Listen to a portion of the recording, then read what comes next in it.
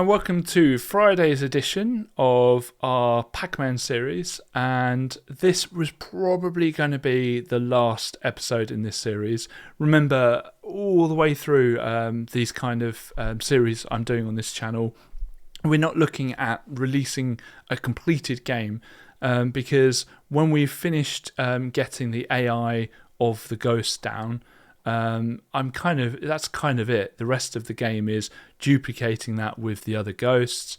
It's just doing basic scoring. It's title screen. It's a win condition. I'm only interested in really doing the tough bits. Watching me duplicate this code for 3 other ghosts is not that interesting, and it's not interesting to me to do it. So we're just looking at getting this right once. So we are talking about the AI for this ghost. So this ghost needs to make decisions constantly. The first decision they make is going to be whether to move left or right. Well, that could literally be a coin toss. They could go left or right, 50-50, doesn't matter. But as soon as they get to this part here, say if they go left, they've got to figure out whether they're going up or left. Now, what I can do, so I'm going to move Pac-Man if I can. Yeah, I've got to make sure that it's in focus. So I'm going to move him here. What I could do, and this is probably the better way of doing it, is move back. Every time Pac-Man gets to an intersection like here, and in fact all of these foods are at intersections, and I'm just going to, probably sick of seeing this, but bring back up my intersection chart, if I've got it, this one here. There are intersections here. Every time it gets to an intersection, you could route back and put down a value on each intersection coming from where he's at. So you'd put 50 here and 50 here, and then back from there, 25 here, 25 here, 25 here, 25 here, etc., etc. And that will feed back through each of the routes from Pac-Man's location. To me, that sounds incredibly complicated and probably beyond the scope of these videos. I don't know, maybe. What I could do to cheat is just compare the X and Y values of Pac-Man and the ghost. So the ghost here makes a decision whether to go left or right. Well, Pac-Man is to the right of the ghost. So the ghost will have its own values here, just like Pac-Man does. And the ghost is just going to use those values to assess whether to go left or right based on where Pac-Man is. Because the whole point of this is the ghosts are supposed to chase Pac-Man, right? And then when you eat the big candies here, Pac-Man then tries to chase the ghost, so they're trying to get away from Pac-Man. Simple, right? So we need to figure out the movement of the ghost first, and so we're essentially replicating almost all of this again, but this time for the ghost. Is that interesting to watch me do? Probably not. So what I'm going to do is I'm going to pause the video, do that, and then when I return, it will either be because I've had issue along the way that I wanted to discuss, or it's done and I just want to talk you through it. So see you in a sec. Okay, so I've completed the boring task of going through duplicating all the code we've done for Pac-Man, but for the ghost. I'll just quickly show what I've done. I've added the same counters here, but with G for ghosts in front of them, and I've got a G direction there. And I've just duplicated, copy and pasted the same code. We don't need this part here, which was the bit we added so that if you press up, it will wait until there's a situation to go up. We don't need that. We will need to add some stuff to it. So I've deleted that. I've also added direction sticks or different controls so that I can test it, and you can see that the ghost works fine, which is really good. The ghost can stop mid because I've deleted that part, But the way we're going to program the ghost is every time he goes to an intersection, he's going to kind of decide which way he's going to go. And only when he stops, so he won't suddenly change direction midway through. So that'll be the way we do it. Just notice that his directions are a bit weird. So when he goes right, he looks right. I don't really understand why. Oh, that should go there, shouldn't it? There we go. Hopefully he'll point it. Yeah, there we are. He looks in the right direction now.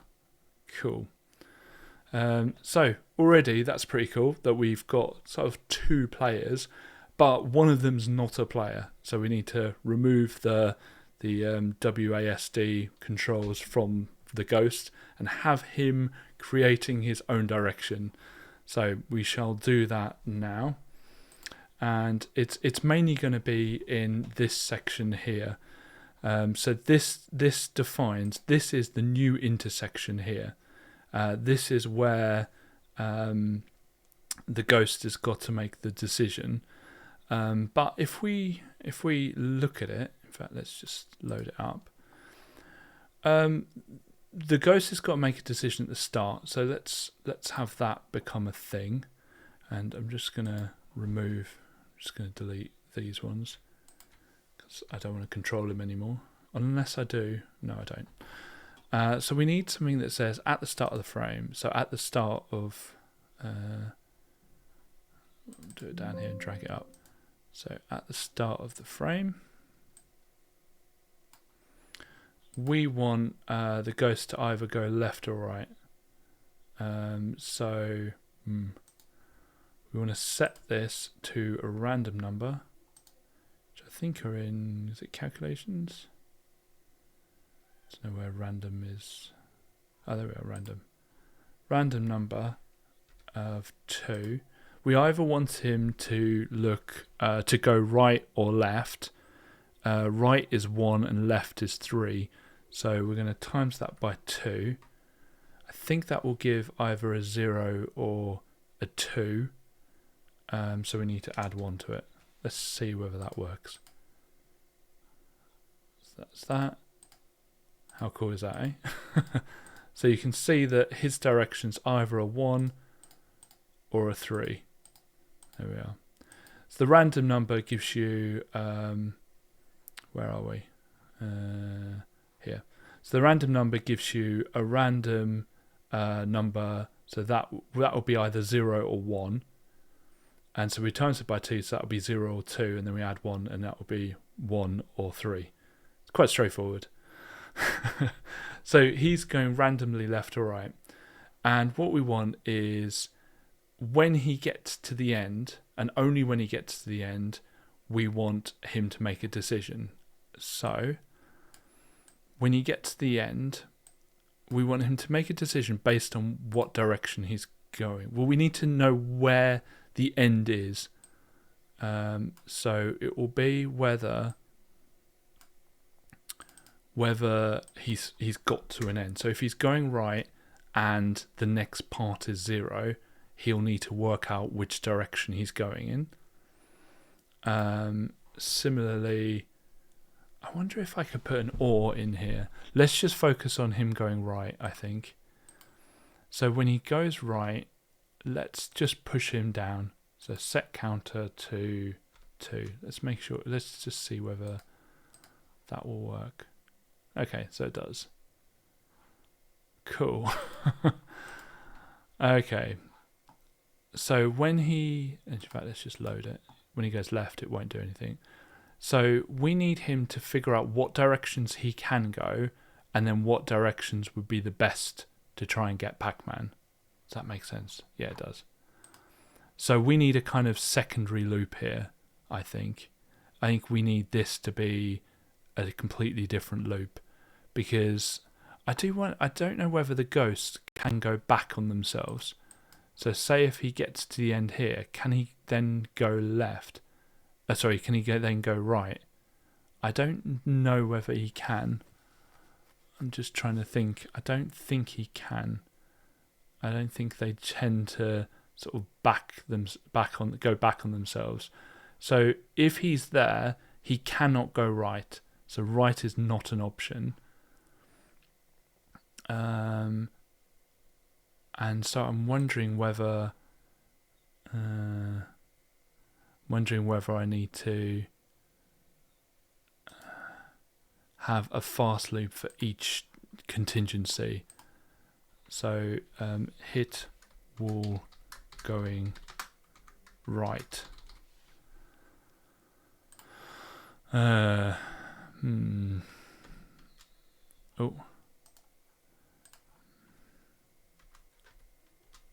And yeah, I'm just... So we're having a loop here to find out what's going on. Like where are we going with this? I need to check the 3 different directions, and I need to figure out which one would be more advantageous for the ghost to go in. And so so there's 3 possibilities that he can go. So he's hit a wall on the right. The 3 possibilities are up, down. No, the 2 possibilities. There's only 2, isn't there? Because if he hits a wall on the right, so if he hits this wall here, he can't go back on himself. We know he can't go right. So his options are either up or down, right? So he can only ever go up or down. And so this one's quite straightforward, isn't it? Because he's only ever going to go up or down on there, we just can figure out that if... So it's insert compare. If he's currently above Pac-Man, so we're just going to compare these, aren't we? The Y's. So his current value, if he's lower than Pac-Man, so he's above Pac-Man, then he's going to go down, right? I think I'm right on that. And if he's above Pac-Man, or greater than or equal to, we could say. Or we could say greater than.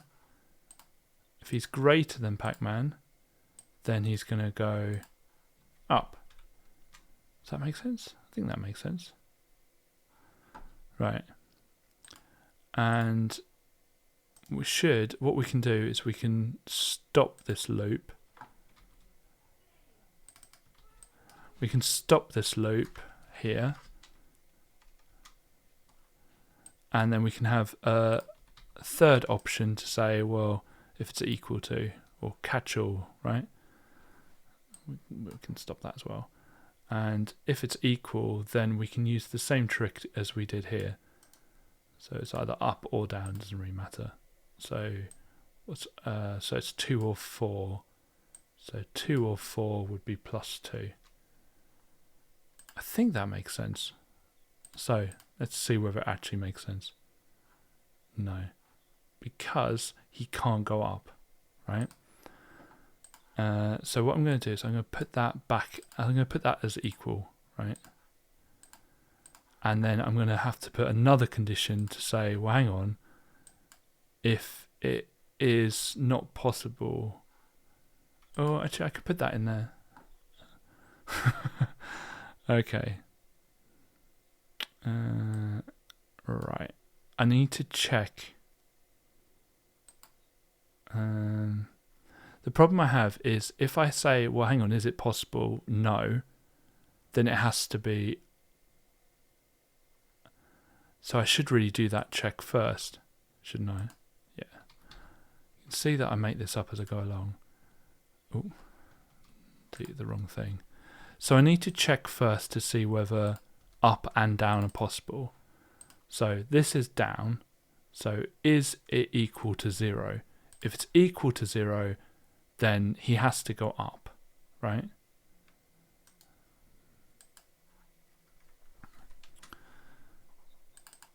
Okay.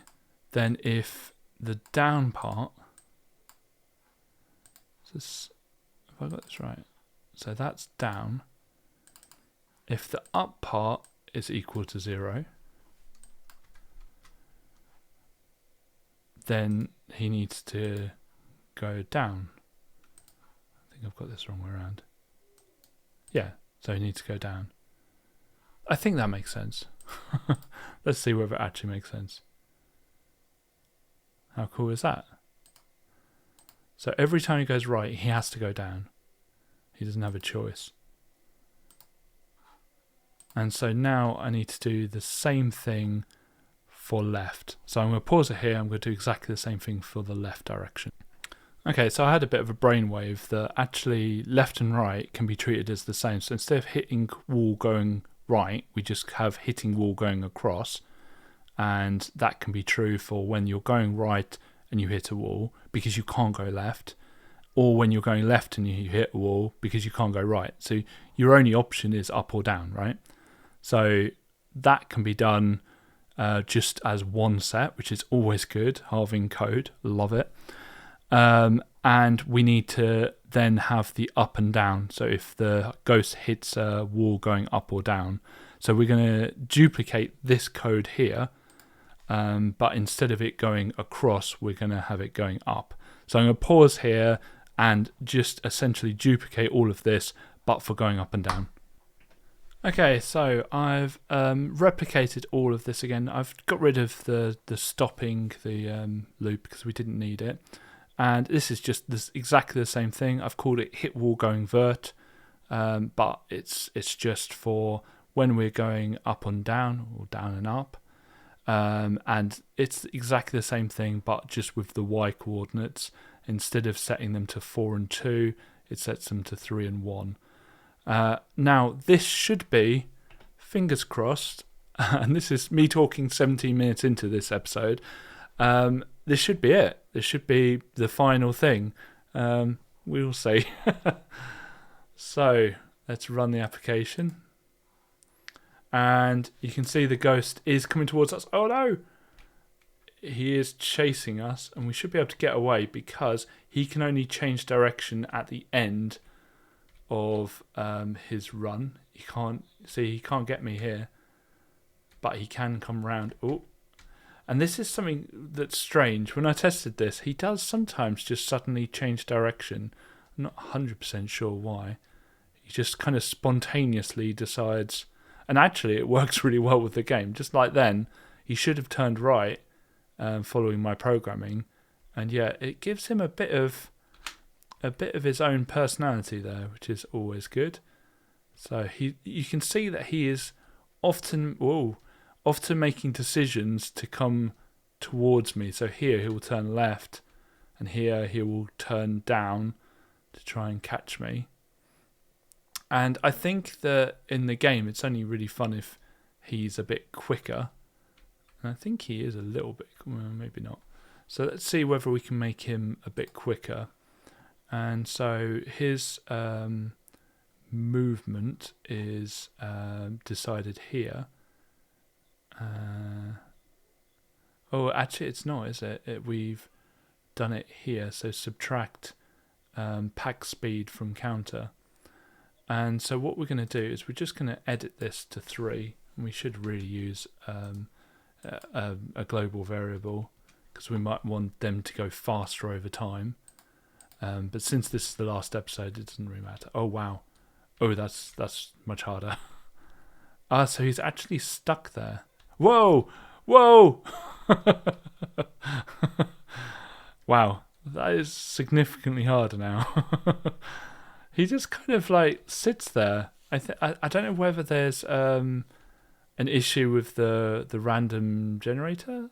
I don't really know why at that point he sits there. I think that's where his little house is. Let's say that. That's where he feels most comfortable. Oh dear, this is not going to go well.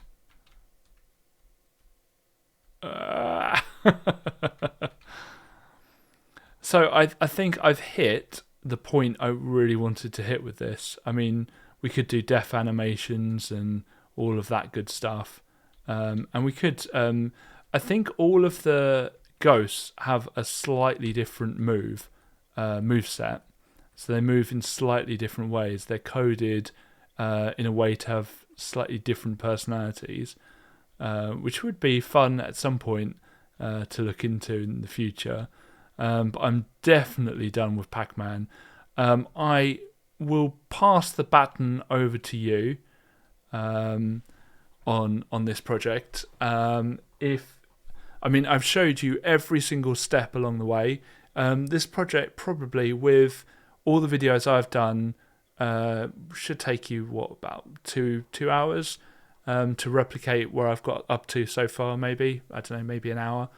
I don't really know how long these videos have been, but it has been a very long 2 weeks getting to this point, but a really, really fun one, and I really enjoyed this project. Actually, I think Tetris is my favourite project, but this is a very, very close second. And to have that element of AI in it, which we've managed to do, is incredible. I'm really, really happy with that. I started this in the morning, and it is now late evening. So this project has been quite the long one to do. But I think that I'm actually really proud of where we've ended up. To end up in a position to have a working Ghost AI, to have Pac-Man's movement really, it's as smooth as butter. I'm really, really happy with that. I'm sure there's more we could do with the Ghost AI. We'd need to put the other ghosts in here. We'd need to put the main mechanic of the game is getting these sweets here and get him to completely change his behaviour. So whilst he's trying to get towards Pac-Man at the moment, we need him to turn blue and try and run away from Pac-Man and then return. So we'd need a bit of route finding to get him to the middle. It seems these parts here, he can change direction. And if you have any idea why, let me know, because I think my code's fine. Because if you look, mostly he behaves himself, but the AI is taking over. Anyway, thank you very much for... Thank you very... Sorry, that was my daughter telling me that dinner is ready, so I've timed this perfectly. Thank you very much for watching this series. I hope you've had as much fun watching it as I've had filming it. And keep the comments coming in. I'm imagining there's at least one comment on one of these videos that I cannot look forward to reading. My next project has not been decided, and I will not decide it like 100% until these videos have aired. So please keep the suggestions coming in. Is there a classic arcade game you kind of want me to try and tackle and try and create just by using Clickteam? Make sure you like, subscribe, all of that good stuff, and let's keep this channel going. Let's not have another 3-year lull. That would be great. Anyway, thank you very much, and I'll see you hopefully next time.